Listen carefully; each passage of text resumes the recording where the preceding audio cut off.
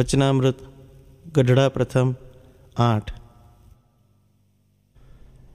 સ્વામિનારાયણ રે સંવંત 1876 માક્ષર સુધી એકાદશી ને દિવસ શ્રી મહારાજ શ્રી ગઢડા મધ્યે દાદા ખાચરના દરબારમાં વિરાજમાન હતા અને સર્વ શ્વેત વસ્ત્ર ધારણ કર્યા હતા અને પોતાના મુખારવિંદની આગળ સાધુ તથા દેશ દેશના હરિભક્તની સભા ભરાઈને બેઠી હતી.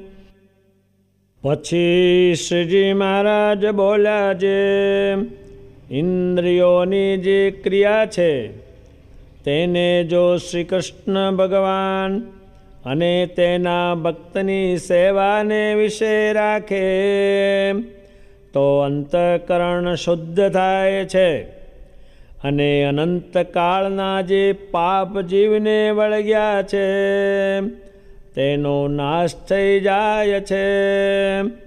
અને જો ઇન્દ્રિયોની વૃત્તિઓને સ્ત્રી આદિકના વિષયમાં પ્રવર્તાવે છે તો એનું અંતઃકરણ ભ્રષ્ટ થાય છે અને કલ્યાણના માર્ગ થકે પડી જાય છે.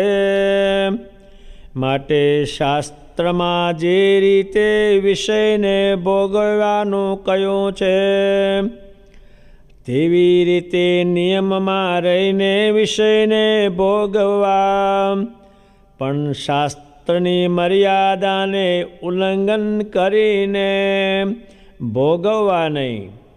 અને સાધુનો સંગ રાખવો અને કુસંગનો ત્યાગ કરવો. અને જ્યારે એ કુસંગનો ત્યાગ કરીને સાધુનો સંગ કરે છે ત્યારે એને દેહને વિશે જે અહમ બુદ્ધિ છે તે નિવૃત્તિ પામે છે અને દેહના સંબંધીને વિશે જે મમત્વ બુદ્ધિ છે તે નિવૃત્તિ પામે છે અને ભગવાનને વિશે અસાધારણ પ્રીતિ થાય છે અને ભગવાન વિના અન્યને વિશે વૈરાગ્ય થાય છે.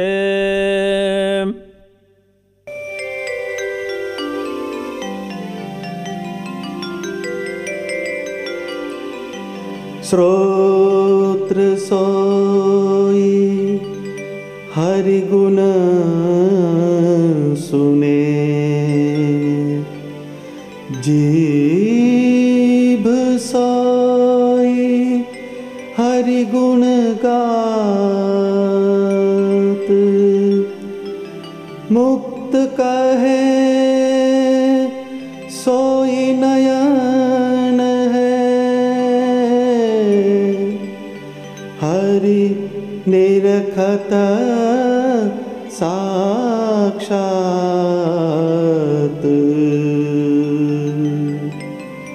हाथ सोई हरिहित सदा, करत रहे शुभ काम, मुक्त कहे सोई पाव है, जो पहुँचत हरिधाम.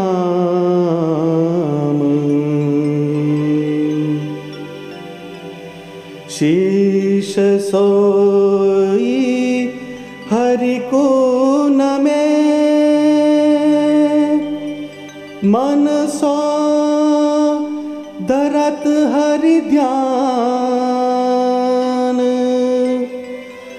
मुक्त कहे जो हरि लखे, सो नर चतुर सुजान, सो चतुर सुजान।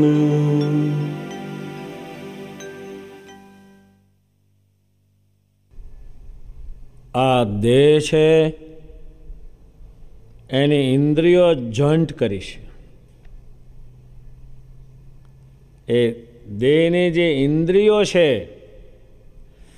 એમાં કાન છે, એમાં ભગવાન સ્વામિનારાયણની વાણી નાખે.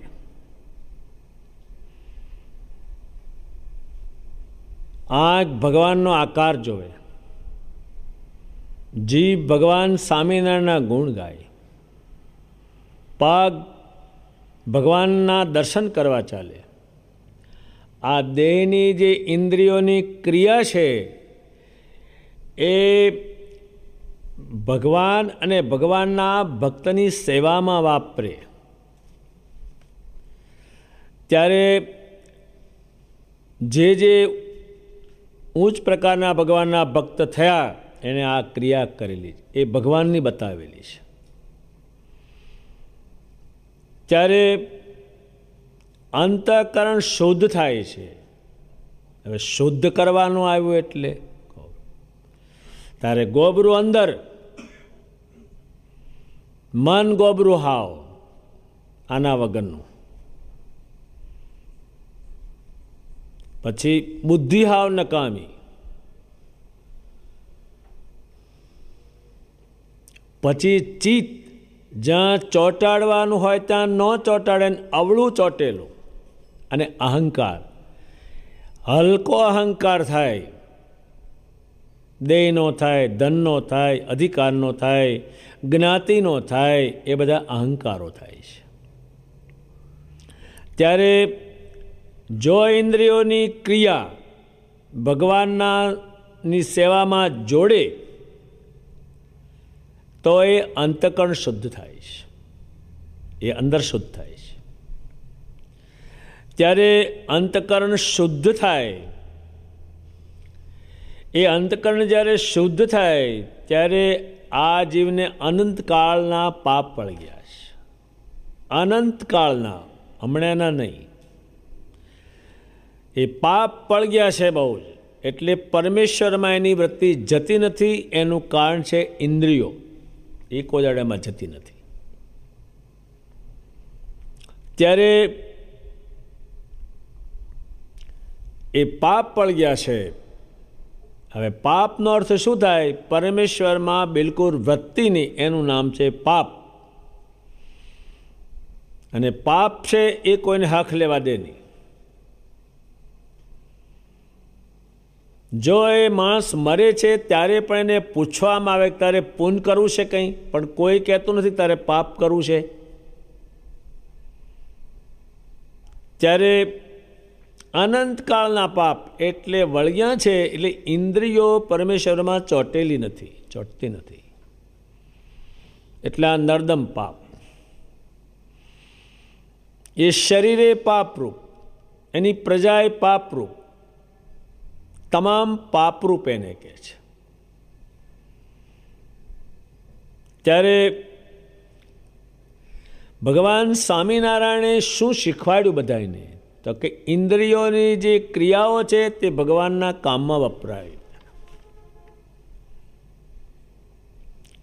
ત્યારે શ્રીજી મહારાજ જ્યારે જ્યારે સમયા ઉત્સવ કરે ત્યારે હજારો સ્ત્રીઓ કામ કરવા આવે, જેમાં વળગાડી.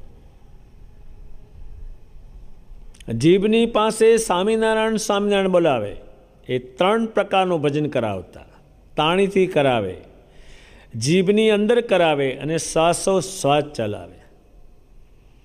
હવે મારા વાલાને નહીં રે વિસારું રે, શ્વાસે શ્વાસે તે નિત્ય સંભારું રે, પડ્યું મારે સહજાનંદજી શું પાનું રે.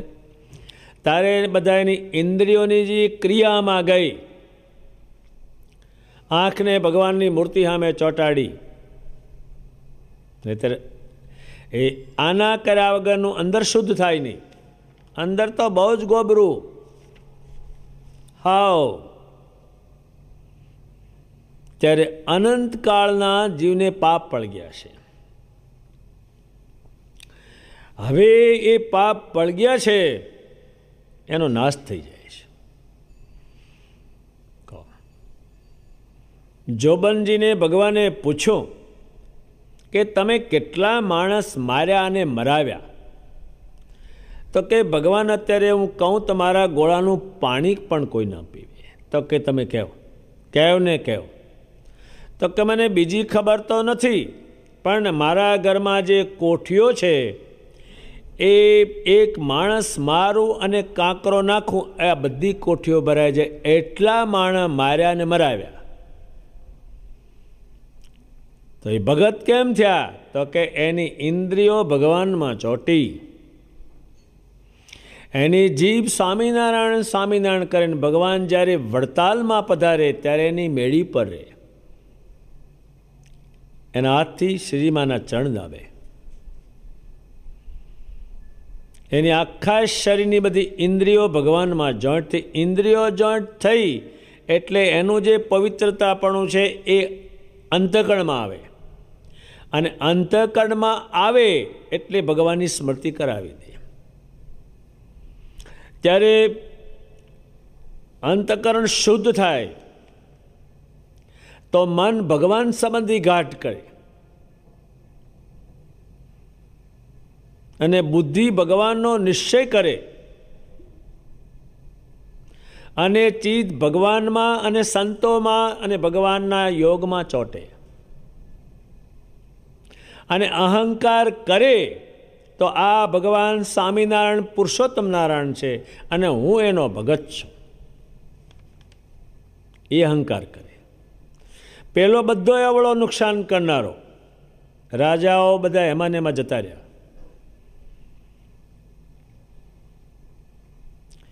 જેની આમ છાયા નમતી નહીં તે પણ જતા રહ્યા, એ અહંકારમાં જતા રહ્યા, અવળી બુદ્ધિમાં જતા રહ્યા, અવળા મનમાં જતા રહ્યા.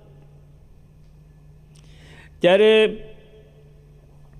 એ પાપ છે એટલે સ્ત્રી હાથે પણ બહુ સંગ કરવાથી, બહુ બહારનું સાંભળવાથી, બહુ બહારનું જોવાથી અંતકરણ ભ્રષ્ટ થઈ જાય છે. પછી એ કલ્યાણના માર્ગ થકી પડી જાય, પછી એ પરમેશ્વરનું ભજન કરતો નથી બિલકુલ. એક રૂડું થવાનો જે માર્ગ છે એનાથી એ પડી જાય છે. ત્યારે ભગવાન સ્વામિનારાયણે એટલી બધી દેહ ઇન્દ્રિયોને શુદ્ધ કરી, આમ બેઠા હોય તો ક્યાંય આંખની નજરને ક્યાંય જવા ના દે, અને જાય તો તરત કે ત્યાં શું તે જોયું.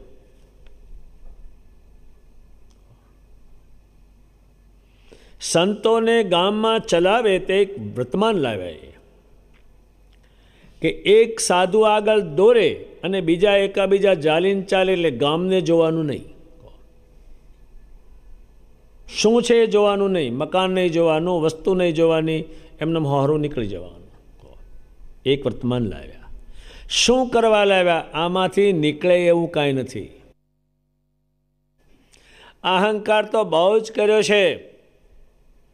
આ બ્રહ્માંડ જારનું રચાણું તેમાં અહંકાર તો બહુ જાતનો કર્યો છે. બુદ્ધિ બહુ જાતની ભ્રષ્ટ બુદ્ધિ, કંઈ કામ ન આપી કોઈને. કલ્યાણના કામમાં કોઈની બુદ્ધિ કામ ન લાગી, એટલી હોવા છતાં રાવણ જેવાનો એક સંકલ્પ હતો કે આ સ્વર્ગલોકમાં આમ નિહણી એવી ગોઠવી ચડીને ત્યાં જાય, સમુદ્ર ખારો મીઠો કરવો. એ પણ અહંકાર એટલો કર્યો, કાંઈ થયું નહીં, અને વચમાં ઠેકાણે પડી ગયો. ત્યારે મન, બુદ્ધિ, ચિત્તને અહંકાર એ અવળા છે બધા જ. અત્યારે ઝીણકું માણસ હોય તો અહંકાર કરે ને, તો જોઈ લેજે કાલે હું શું કરું. હવે બટાકા વેચતું હોય તે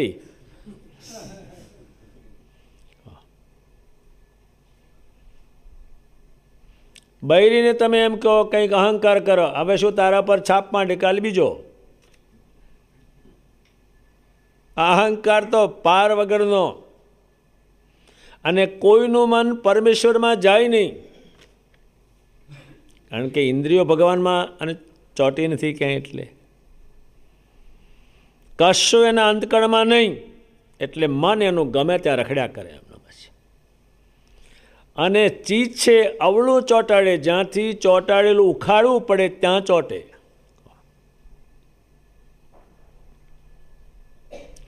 એક મરી જાય છે, અવગત્યો થાય છે, એને માંથી બહાર કાઢવાનું કે તોય કે છે હું નહીં એને છોડું, એટલો અવળો ચોંટ્યો છે. એનો જીવલેશ નીકળીશ નહીં.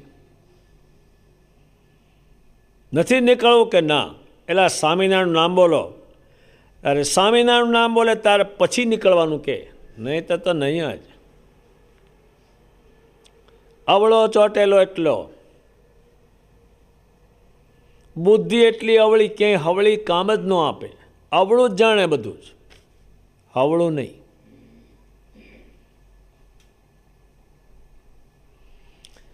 દુર્યોધનની સામે ભગવાન હતા, પણ કેટલી અવળી બુદ્ધિ કહો.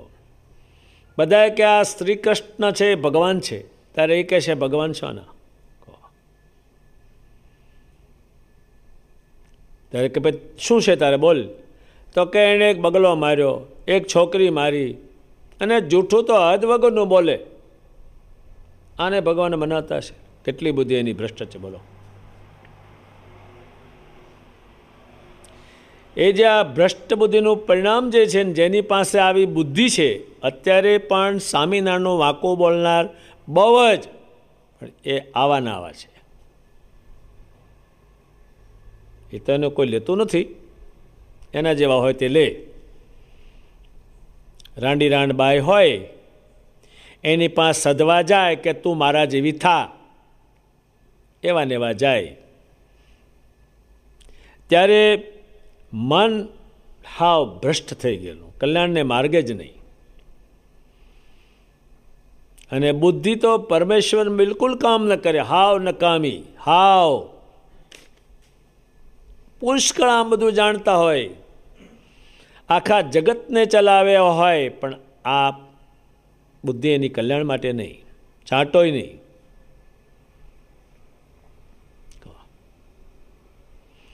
કંઈ ખબર જ નહીં. શ્રી કૃષ્ણજીએ કહ્યું છે, હે અર્જુન, જેના ઉપર હું પ્રસન્ન થાવ તેને બુદ્ધિયોગ જોડી આપો, એટલે બધી સમજણ પડે. એ આને છાંટોય નહીં. અને એનું જે ચીજ છે તે અવળું ચોંટેલું, બહુ હવળું તો છાંટોય નહીં. પરમેશ્વરની મૂર્તિમાં, સંતોમાં, ભગવાનના મંદિરોમાં એમાં ચોંટેલું જ નહીં, અવળું ચોંટેલું. અને અહંકાર તો એટલો બધો કરે અવળો કે સુમાર વગરનો, પણ એ અહંકાર એને ઠેકાણે પાડી દે. અહંકારોમાં તમામ માણસો દુઃખી થયેલા છે, બહુ જ.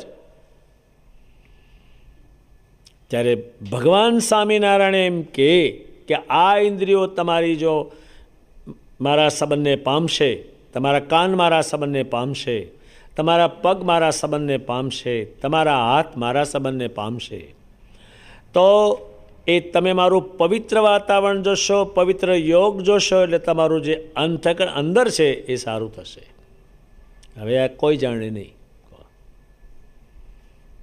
કોઈને ખબર નહીં કે અંદર પવિત્ર કરવું જોઈએ, તારે જ આનો મેળ બેસે. અને ક્યાંથી પવિત્ર થાય એ ભગવાન બતાવે તો જ, નહીં તો અહીં ખબર નહીં. અત્યારે ગામડામાં કેટલાક માણસો હોય એ ક્રિયા ન કરે કંઈ જ. એ ગુરુજી આવ્યા ને બેલું પાણી દેશું રે, કોણ તારો બાપો ત્યાં દેવાનો છે સવારે? એ ક્રિયા વગરના છે. હાવ એ ગુરુજી આવ્યા ને પીતાંબર દેશું રે, લઈ જા ને તો હારો ને.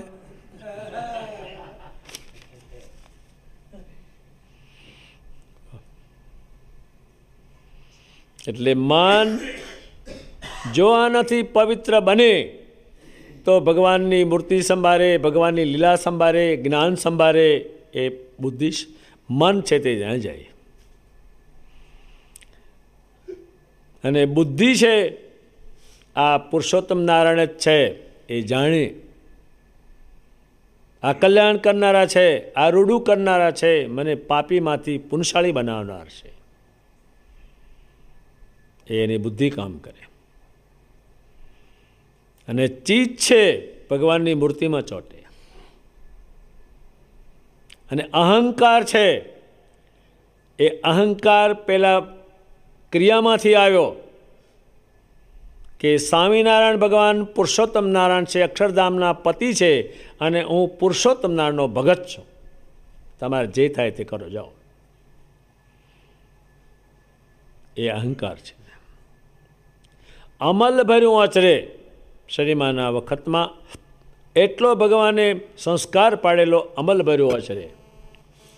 ત્યારે એ ઇન્દ્રિયોની જે ક્રિયા છે તે ભગવાનના સ્વરૂપમાં રાખવાથી આનંદજમના પાપ પડી ગયા. કોઈ દાડો પરમેશ્વરનો ઇન્દ્રિય યોગ કરેલો રીતે થાય નહીં.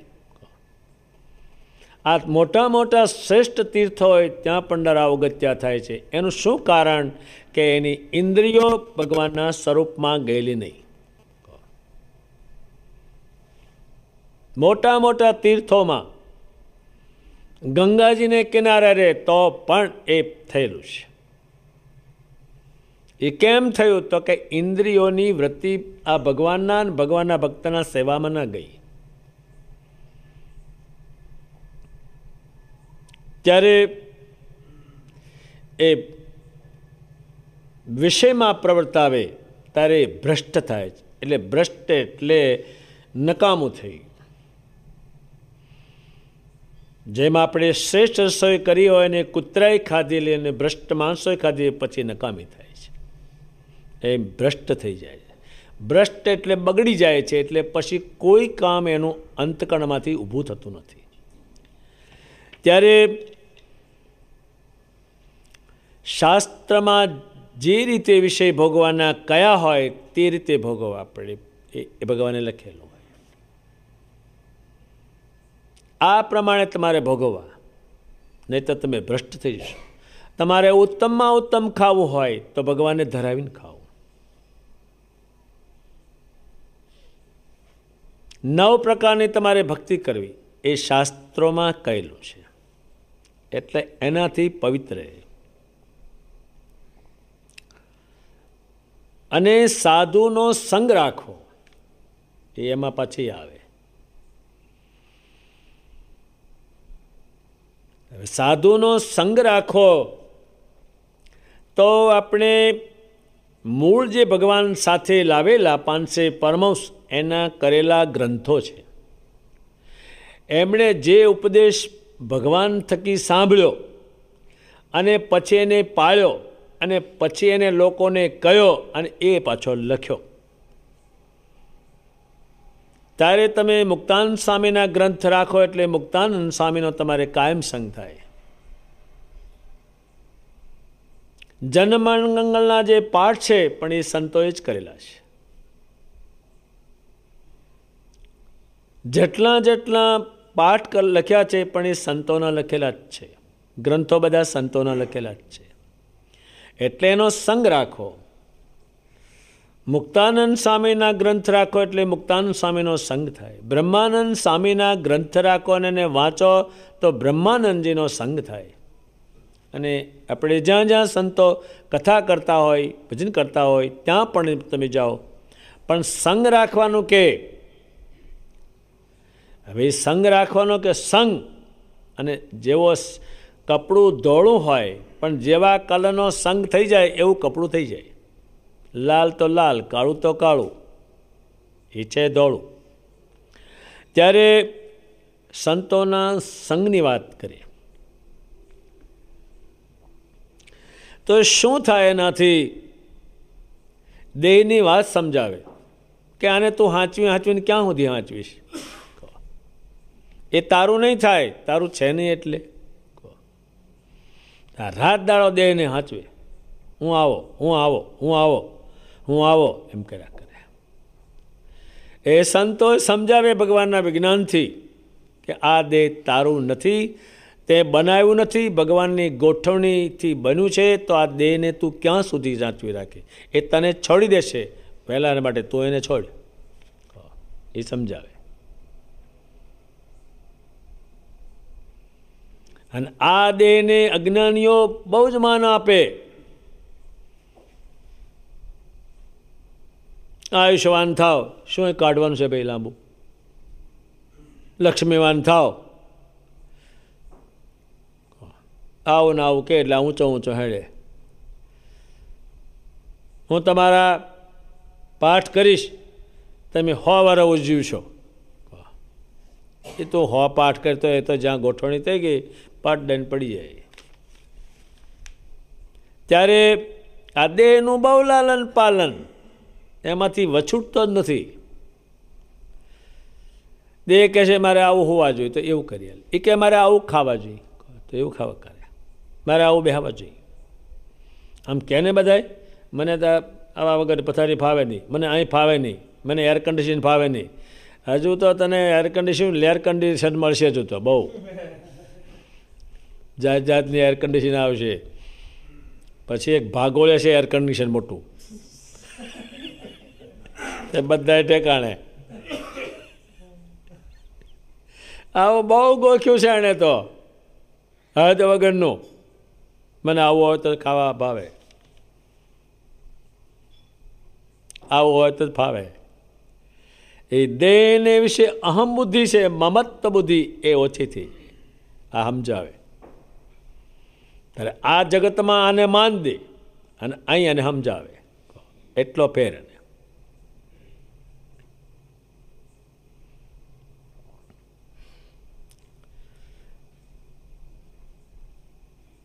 એટલું કર્યા, લુગડું પહેરાવે અને હોનું પહેરાવે, જાત જાતનું બ્રહ્માંડજી લખ્યું છે આનું. તો એ દેહને વિશે અહમ બુદ્ધિ છે. અહમ એટલે મારું છે. ત્યારે સાધુ સમજાવે કે ગમે ત્યારે પડી જશે એટલા બધે. એક લખ્યું છે કે બીજું તને બધાને મૂળિયા હોય, ઝાડવાને મૂળિયા હોય, કાપે તારે પડે, મકાનને પાડે તારે પાયો હોય. આનો તો છૂટું જ આમ હાવ મૂળિયા વગરનું ધોકડું અને દળી પડે ઢબ. આમ પડે એટલું ધોકડું. એને ધોકડું લખ્યું, ધોકડું.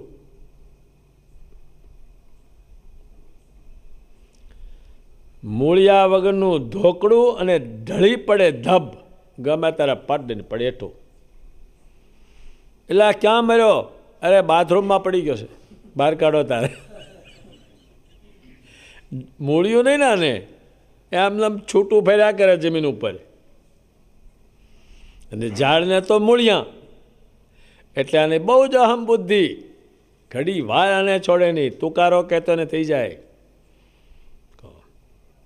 સ્વામિનારાયણ ભગવાનને સંતોને એટલું બધું દેહનો મોહ છોડાયો કે આ દેહનો નહીં રહેતો તો ભેગું જ ન રહે. ભગવાને કહ્યું શિયાળો હોય તો તમારે ઠંડે પાણી નહાવાનું.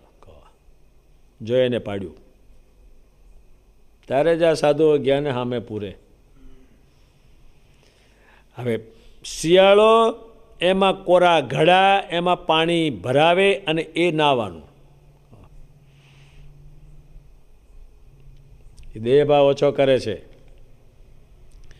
તે સાધુ ટાળના થરથરે એક પીપળાનો બ્રાહ્મણ હતો, એક ગયેલો ગઢડે. હવે આ ભગવાને ટાળના લોહી સાધુના ટચી આવી જાય જોવે. તે હવારમાં બોલ્યો, હે સ્વામિનારાયણને દયા નથી બિલકુલ રે.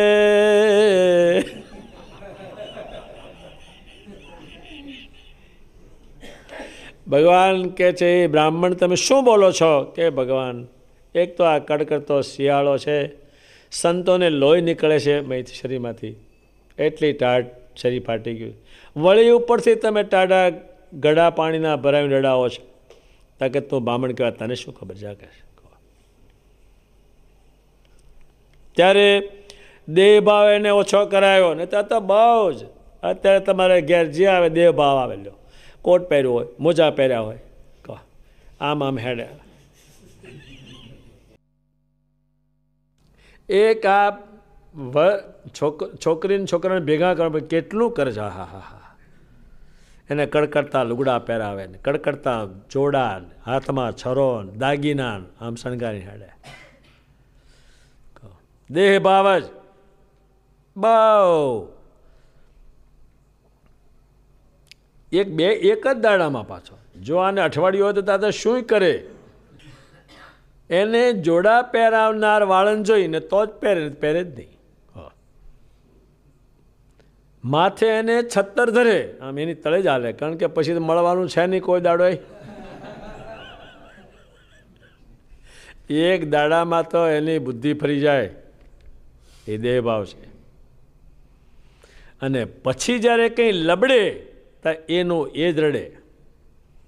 દેહ જ્યારે એને કંઈ હેરાન કરે ત્યારે ભગવાને દંડ કોઈને દેવો હોય તો દેહમાં જ દે. સરકાર છે તે દેહને દંડ ન આપે, ખોરાકમાં આપે, બેહાડી મેલે, આ કરે, એમાં રોગ ન મેલી શકે. એનો વિષયમાં નહીં, એ કરી શકે નહીં. પણ ભગવાનને દંડ દેવો હોય તો દેહમાં જ મૂકે, રાડો રાડ પાડે. અને જેલમાં તો શું હલકું ખાવાનું મળે, હલકું બેહવાનું મળે, ગોદી જાગી મળે. લો, પણ આમાં રાડ્યો પડાવે એનું શું કરવું? તમે આ સિવિલમાં જાઓ, 20,000 છે, બધા રાડ્યો રાડ પાડે છે. બાપલ્યા, હવે આમાંથી નીકળી જવાય સારું. રોકાવાનો મને 2 વર્ષ. કોઈના ટાટિયા ઊંચા ચડાવ્યા છે, કોઈને ગળામાં અનાજ ઉતરતું નથી, કાણા પાડ્યા 2-3. એ સાહેબ, હવે વહેલું જવાય એવું કે ઇન્જેક્શન મારી દો ને, રેવ ને હારી પર લગન બગન કરો ને, જોર નહીં. એટલો દે ભાવ, ઘડી વાર દે ને જીવ છૂટું કરે નહીં. ત્યારે દેહનો અહંભાવ એટલે મારું છે ઓછું થાય અને પછી મૂકે. મારું મારું કરીને મૂકે ત્યારે એ એને ઓછો થાય અહંભાવ.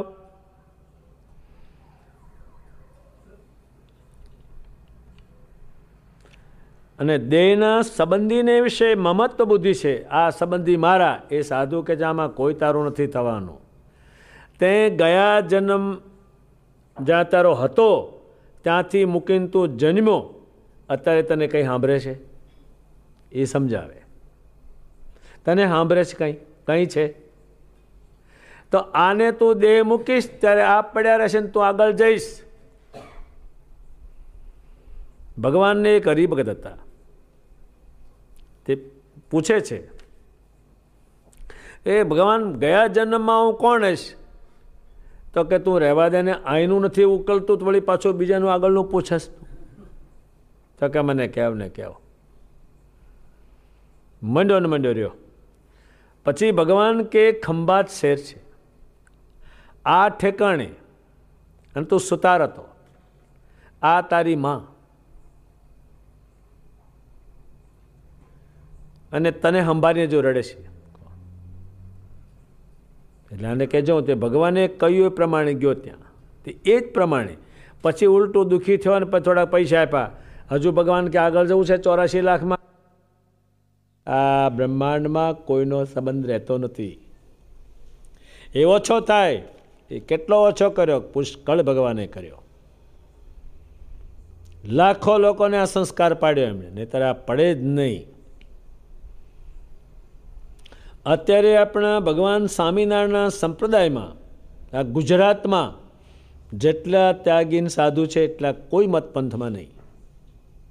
એનું શું કારણ છે? એ ભગવાનના જે શાસ્ત્રો છે એને સંસ્કાર પાડ્યા છે, એનું એ પરિણામ છે. મોટી મોટી જગ્યા હોય તો 3 ડોહા હોય, લ્યો અમે 3 જાય એટલે ખલાસ.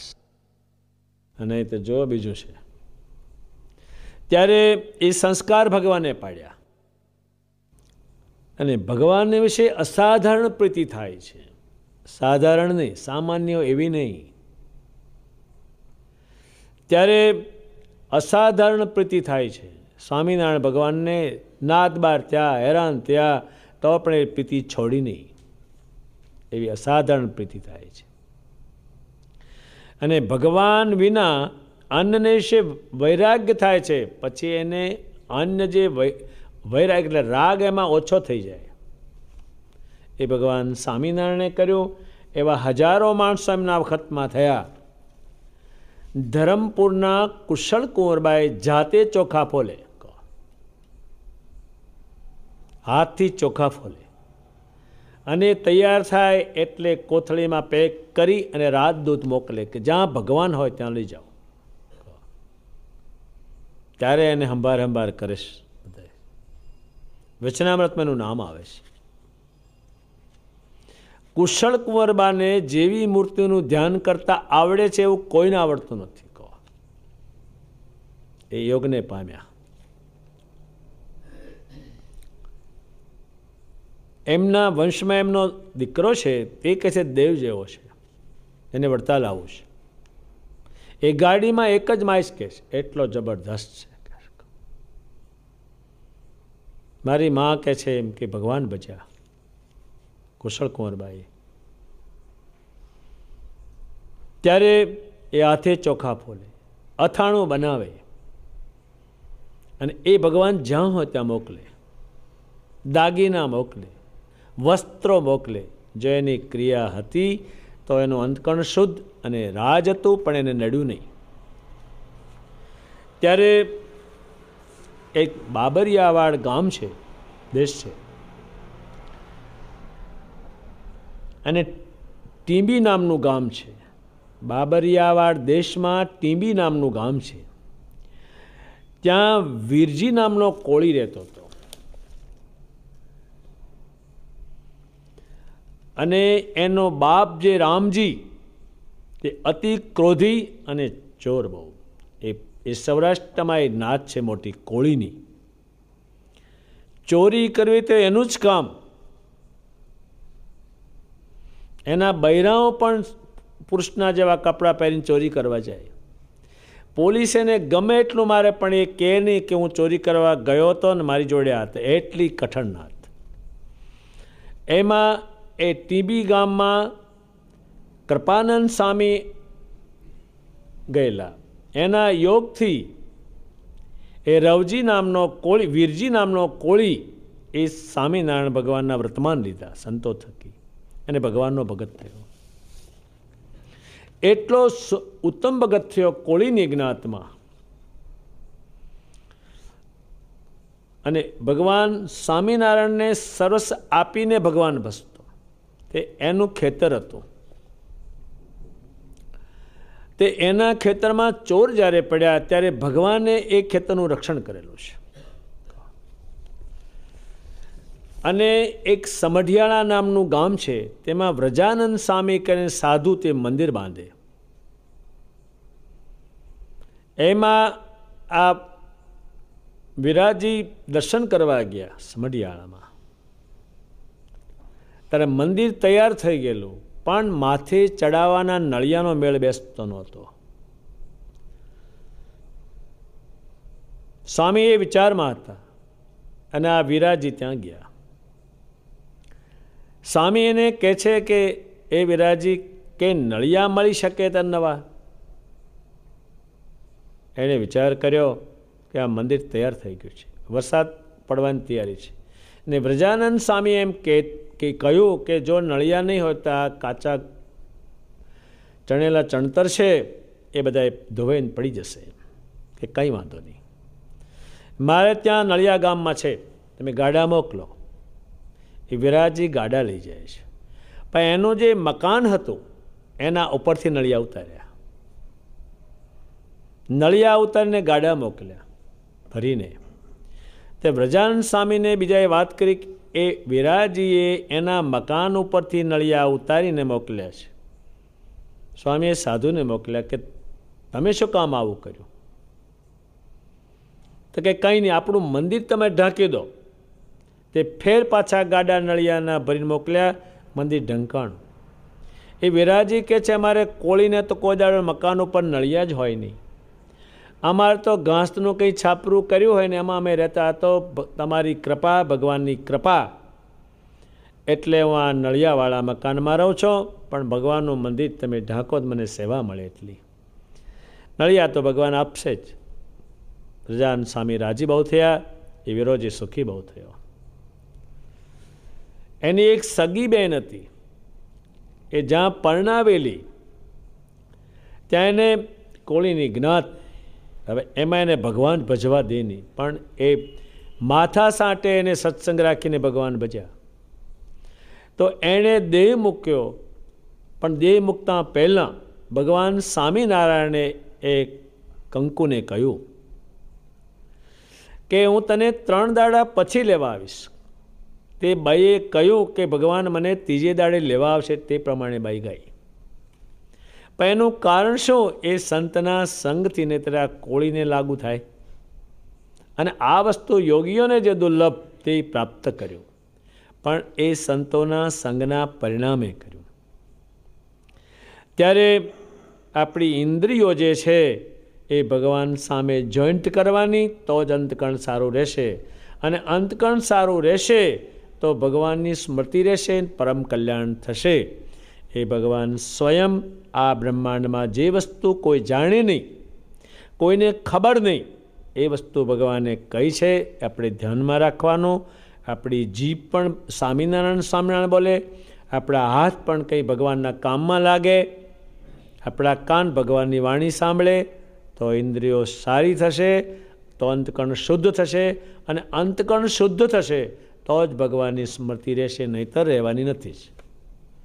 ત્યારે બહુ લોકો નાનો નાનો પ્રયત્ન કરે, પણ જે મૂળ વસ્તુ જે કરવાની હોય એ કરે નહીં, એટલે કોદાડો લાગુ થાય નહીં. આ પ્રમાણે ગરડા પ્રથમ પ્રકરણનું 8મું વચનામૃત પૂરું થયું. શ્રી સહજાનંદ સ્વામી મહારાજની જય.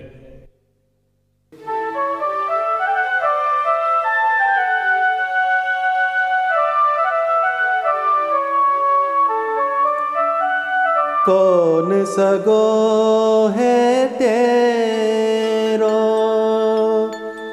हरि बिना, कौन सगो है तेरो हरि बिना, कौन सगो है तेरो।